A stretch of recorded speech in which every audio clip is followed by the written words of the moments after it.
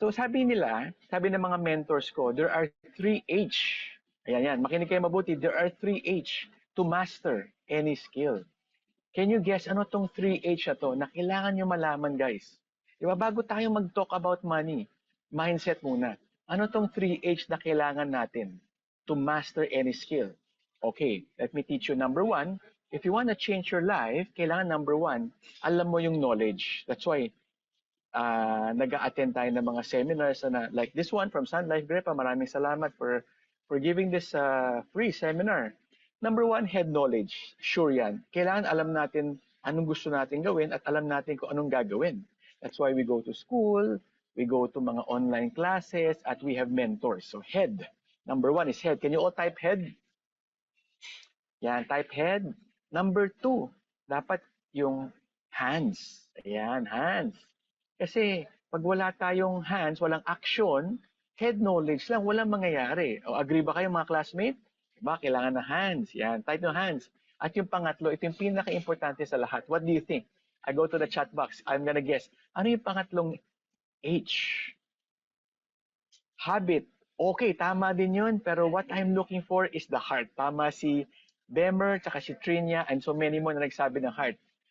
Importante ang heart. Kasi, syempre, pag yung heart is in the wrong place at hindi tayo, ang intentions natin ay hindi para sa mabuti, then sayang lahat ng knowledge, sayang lahat ng action kung sa masama mapupunta. And alam mo naman, naniniwala tayo na pag gumawa tayo ng masama, pwedeng yumaman tayo in the immediate short term, pero in the long term, feeling ko rin talaga pag masama yung paraan, ay mawawala din lahat ng mga successes natin.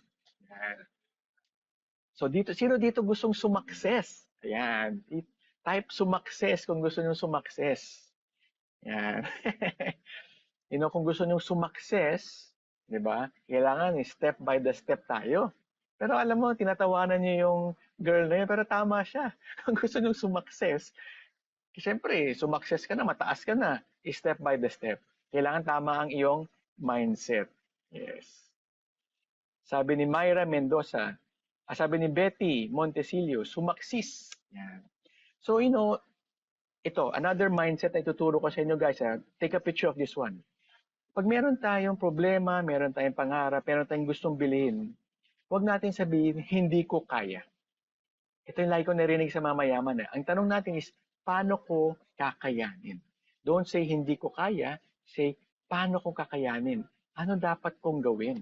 Diba? Paano? What is the hands? What is the action step? So ito mga advice ko sa inyo. So today, in the next ilan minutes, I'm gonna share with you 4 tips. Ayoko ng marami. How many? 4 lang. Para maalala nyo mabuti. O simulan na natin. Number 1, mental mindset na gusto kong matutunan ninyo is do not work just for money. Alam nyo guys, ngayon I'm about to reach 50 years old. Pero nung kabataan ko, ito yung nakatulong sa akin. Nung sinabihan ako ng isang mentor ko na don't work just for money. So sabi ko sa mentor ko, Sir, ano pong ibig niyong sabihin? Don't work just for money. Sabi niya, alam mo Carl, as a young person or anybody who's starting, or kung di man kayo bata, kung ang journey niyo sa sumakses ay hindi pa kayo sumakses, ito yung mga dapat nyong gawin. Sometimes there will be work na hindi lang pera yung habol natin. Pwedeng gusto ko gawin tong work para magka-experience ako kasi gagaling ako, le-level up ako eh. So number 1, not all jobs is about the money. Sometimes you gain experience. Diba? So kunwari, Monday to Friday, nagtatrabaho tayo. Pero during Saturday, pag may opportunity, i-grab natin kung may experience tayo. Kung number 2, tatalino tayo. Diba? Siyempre, lahat naman ng bagay, at first, hindi tayo marunong. But eventually, sa kakagawa natin, magiging knowledgeable na tayo. And number 3, minsan, may bagay tayo na gagawin para magka-talk. Alam nyo ba guys, ito kwento lang Noong early days ko sa pagtutok, wala akong bayad. Diba? Ngayon may bayad konti, pero hindi. Pero dati nung nagsisimula ako, sabi ng mentor ko, Carl, kahit wala kang bayad, hindi ka lugi. Because as you go out on your stage, you gain experience, you gain exposure, so go lang. Grab the experience and become an expert And over time, you will meet people. And yung mga people na yan, like itong Sun Life Grepa na to, they met me through some people who know some people who know some people. Diba? So ito yung gusto kong i-remember nyo guys. Number one big lesson for this afternoon. Do not work just for money. Can you go to the chat box and type, don't work just for money. Ayan, nakabantay pa rin ng AI natin. If you want to get the free book, don't work just for money. Yan. So remember nyo to ha, number one lesson ko ha. When you are young, work to learn, not just to earn. Yan. So nakikita ko na medyo gising pa kayo. Okay. Number two lesson. Diba? Number two. Over my career, sabi rin ng mentor ko, Carl, create your brand. Sabi ko, ano ibig sabihin yan? Create your brand. Diba? So, can you go to the chat box? Anong nasa mind niyo pag sinabing create your brand? Sige, I'm gonna see ano bang survey natin. Tama ka, ano? An, identity. Diba? So, itong very powerful takeaway ninyo for this afternoon, number two, create your brand. Pag sinabing Benjamin, pag sinabing Marife, pag sinabing Florabel, what is that? Diba? What is that? Okay. Ito, sample ah.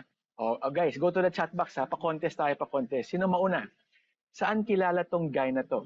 This guy is Michael Jordan. Saan siya kilala? Basketball. Diba? Bakit siya nakilala sa basketball? Ano yung kaya niyang gawin? Diba? Kaya niya parang lumipad, parang lumilipad. That's why he's called the jump man. Yan, nagda-dunk siya, tama. Kilala siya. Pag sinabi mo Michael Jordan, high level of quality yan. Nagpa-practice, hindi nag-give up, panalo, winner. That's why may mga tao gusto nila magsuot ng Air Jordan.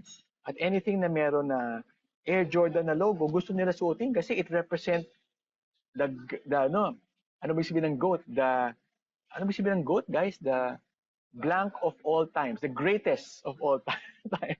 Na senior moment ako doon. Ito naman. Saan nakilala to? Si Mr. T. Saan siya kilala? Si Mr. RT. Saan siya kilala? Kilala siya as tagapagtanggol ng masa. Di ba? Pag sinabi mong, pag meron kang problema sa buhay-buhay mo, sabihin mo lang, itutulfo kita. Matatakot na sila sa iyo. Pag pumunta ka sa resort at nag-video ka, sabihin, itutulfo kita. Matatakot na sila sa iyo. Yan, dyan nakilala, di ba? Si Ramon Tulfo. Susubong kita kay Tulfo at ipagtatanggol niya ang walang voice. How about this one? Sino naman to, guys? Si Mr. Tesla. Ano pangalan niya? Let's see, Kasi kung sino dito ang pang-international. Kasi baka kilala nyo lang ang local, hindi nyo kilala international, di ba? Elon Musk, yan. Saan kilala si Elon Musk? Yan, sa electric cars niya, sa kanyang spaceship.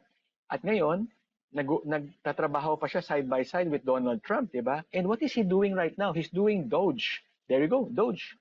What does Doge mean? Department of Government Efficiency. So ngayon, nakikilala si Tesla na si Elon Musk na hindi basta hinawakan ni Elon Musk, siguradong ma-accomplish yan. Hindi yan titigil at siguradong efficient, high quality. Diba? Starlink, efficient, high quality. Tesla, magandang klase yan. High quality, hindi basta-basta yan. Diba? That's the branding of Elon Musk. Anything na hawakan ni Elon Musk, patok.